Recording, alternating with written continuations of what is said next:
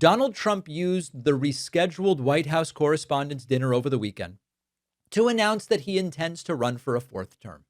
And he repeats the lie that he won in 2020. And he humiliates journalist Kaitlan Collins to her face. But I believe that the most disturbing part of all of this is not just Donald Trump. We know who Donald Trump is. It's watching an institution supposedly dedicated to holding presidential power accountable turn this entire thing into dinner theater. Here is Trump, it's so funny, announcing his fourth term campaign. Okay, but we are all doing good together. That's why tonight, to show just how much I care about the press, and I want to save your ratings, I'm pleased to announce my intention to, and this is somewhat of a scoop, my intention to run for a fourth term as President of the United States. I will be doing that. I will be having an official, in fact, I think I have, I won 3 times. Now I'm going to do it again.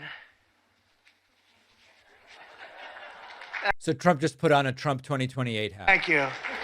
I'm going to do it. Should be easy. I'm getting very good at running for president. No, I won 3 times, did very well the second time, by the way. It's a rigged election, but we don't have to talk about it. You know, it's interesting, when you come back and you do a good job like we did, you don't care about it so much, but we do have to tighten up these elections because they really are in seriously bad shape. Okay, but now the obvious response is, oh, Trump was just joking. And I'm not naive to the fact that there's an element of joking. Trump's trying to be funny. He's not currently mounting a fourth term campaign or whatever. But Trump's jokes are threats with plausible deniability. He'll say the authoritarian thing, and an audience of journalists laughs despite Trump having insulted them, despite Trump having attacked them for years, despite Trump having no respect for the one profession that's in the Constitution, the press. And they go, well, it's a joke. And then Trump says it again. And then he sells the merch, and then he watches how people react to it. And notice that even the joke depends on another lie. I won 3 times. No, you didn't. You lost the 2020 election. There was no evidence of fraud remotely capable of changing the results in even a single state. His own administration, his attorney general, Republican state officials, courts, they all rejected this ridiculous fantasy that he won't stop repeating. And the 22nd Amendment also says nobody can be elected president more than twice. Changing it would require 2/3 of the House, 2/3 of the Senate, ratification by 3/4 of the states, and Trump has no path to doing that. So the danger isn't Trump can declare himself president for life tomorrow. That's not the danger. I'm not suggesting that it is. The danger is a sitting president can repeatedly reject election results, discuss violating constitutional limits, while the political culture is processing it as mere entertainment. Now, then, in one of the ugliest moments of this entire thing, Donald Trump turned to CNN's Kaitlan Collins, who had just received an award for her reporting.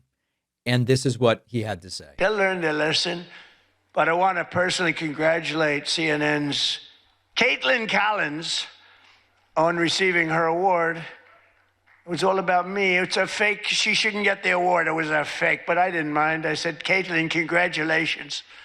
But it was fake. There's no question about it. But she's a young, attractive woman. She never smiles. I said, Kaitlan, do you have a smile? Smile. You have a nice position. You're at CNN Fake News. You should be a happy person. So smile, Kaitlan. Just smile. But think about what is happening here. Okay. I mean, really think about the dystopian nature of this trash. The president congratulates a journalist, sort of, but it's like not really sincere. He declares her award fake, attacks her employer, and then tells this accomplished professional, you should be smiling more because you're a young, attractive woman. That epitomizes Trump's understanding of journalism. If the coverage flatters him, it's legitimate. But if you've got reporting that challenges him in any way, it's fake. And a woman asking difficult questions should stop looking so serious and give Trump a little smile, a cute smile, Kaitlan, please.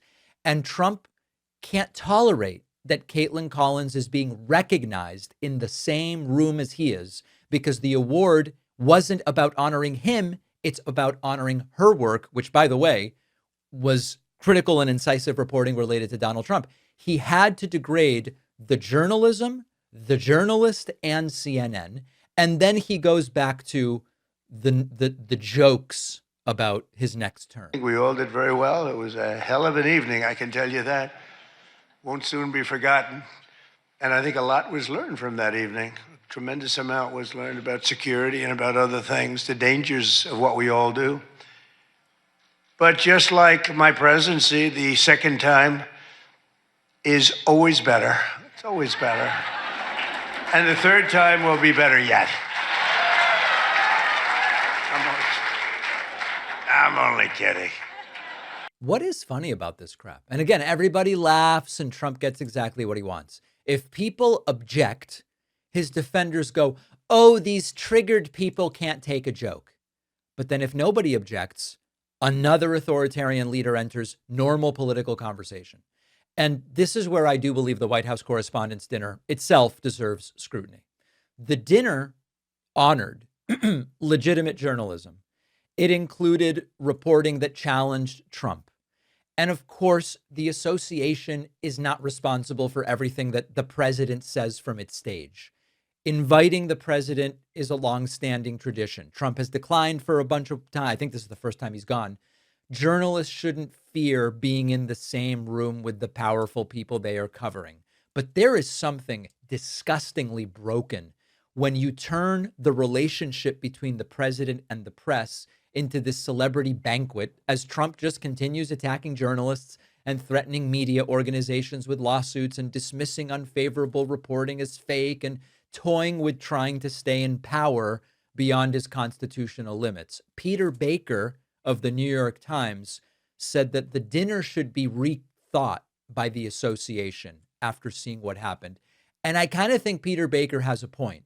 If we're supposed to celebrate the First Amendment, but you give Trump a glamorous stage from which he undermines the people practicing the First Amendment, and everybody laughs and cheers, this is what democratic erosion looks like in real life. It's not a scary, it's not the Imperial March of Star Wars with a sign that says authoritarianism begins now.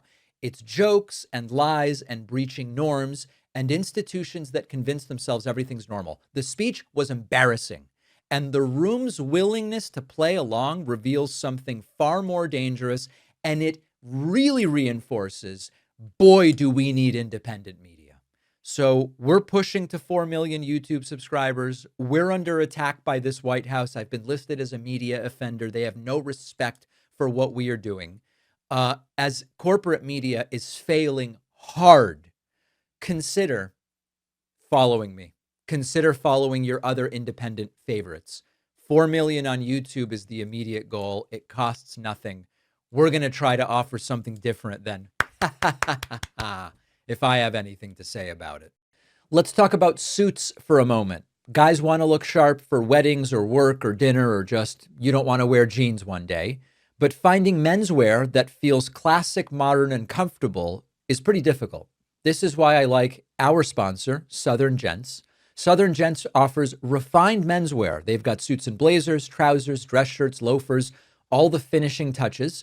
They've got a great suit collection with single-breasted and double-breasted options. Maybe you need something polished for business or you've got a summer wedding. Southern Gents has what you need. I got a great single-breasted blazer and pant combo, perfect for a summer wedding I'm going to. The ordering is really straightforward. The shipping was super fast. Go to s-gents.com and use the code Pakman for 10% off your entire order. The link is in the description.